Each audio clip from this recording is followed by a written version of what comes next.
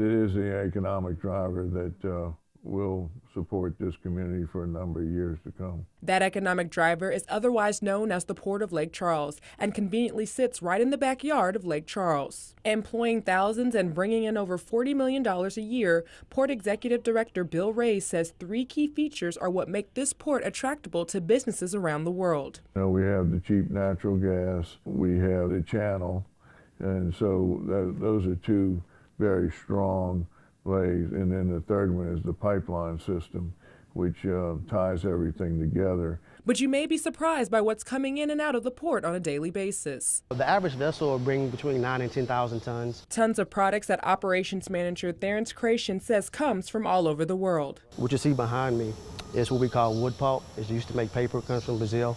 And this is also lumber from South America.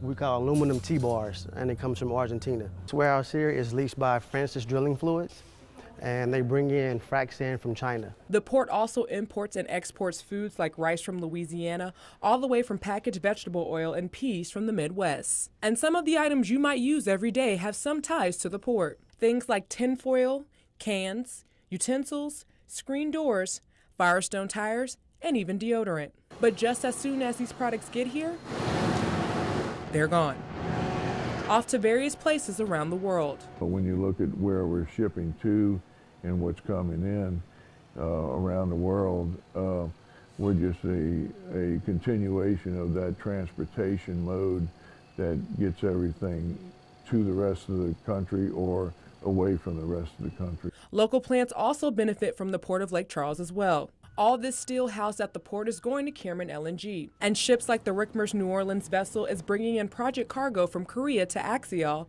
while the Happy Star is also bringing modules like these from China to Sasol for their expansion project.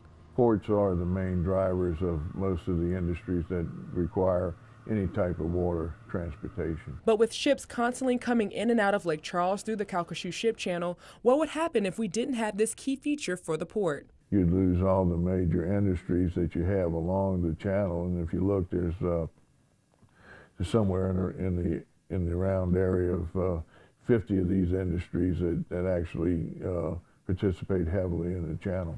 This economic engine for Lake Charles will continue to chug along and create the growth for our city that sometimes we forget. And as we grow and continue to move up in the ranks, could our port slip in and take the #1 spot in the future? There's always a chance. A chance for something that sits in our backyard to make changes that impact not only Southwest Louisiana, but our country and even the entire world.